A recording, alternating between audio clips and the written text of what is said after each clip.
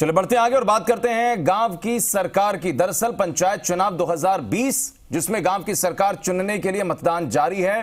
पहले चरण के तहत अगर देखिए तो आज गांव की सरकार चुनने को लेकर जो प्रक्रियाएं दिखाई पड़ने वाली हैं शाम तक, उसमें क्या कुछ तमाम तस्वीरें उभरती हैं देखना होगा। 947 ग्राम पंचायतों को आज अपने अपने गांव में मुखिया मिल जाएगा।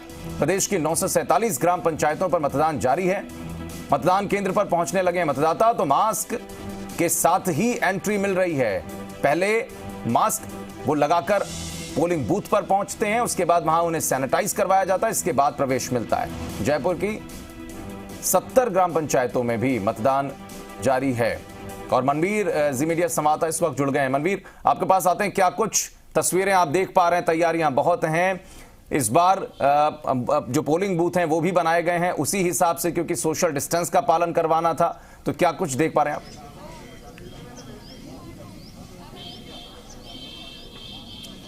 देखिए, तमाम व्यवस्थाएं जो राज्य निर्वाचन आयोग की ओर से जारी की गई थी वो गाइडलाइन, और उसके साथ साथ राजस्थान सरकार की तरफ से कोरोना को लेकर के जो गाइडलाइन जारी की गई थी, एक बार हम यहां का नजारा अपने तमाम दर्शकों को दिखाना चाहेंगे कि किस तरीके के माकूल इंतजाम निर्वाचन विभाग की तरफ से यहां पर किए गए हैं।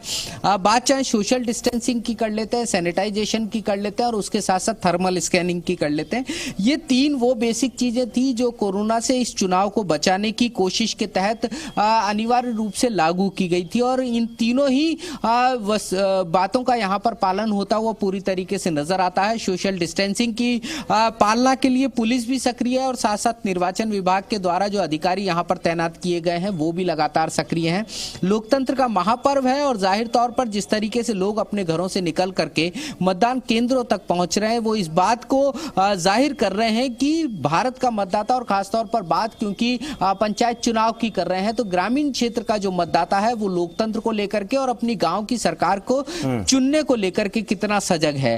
तमाम बाधाओं के बावजूद और कोरोना वायरस संक्रमण के खतरे के बावजूद ये मतदाता यहां तक पहुंच रहे हैं। बात अगर हम उम्र की करते हैं तो हर उम्र के मतदाता हमको यहां पर दिखाई दे रहे हैं। बेहद बुजुर्ग लोग भी मतदान करने के लिए मतदान केंद्रों तक लाए जा रहे हैं, और उसके साथ साथ बड़ी संख्या के अंदर जो महिलाएं हैं वो भी अपने घरों से निकली हैं और मतदान केंद्रों तक पहुंच रही हैं।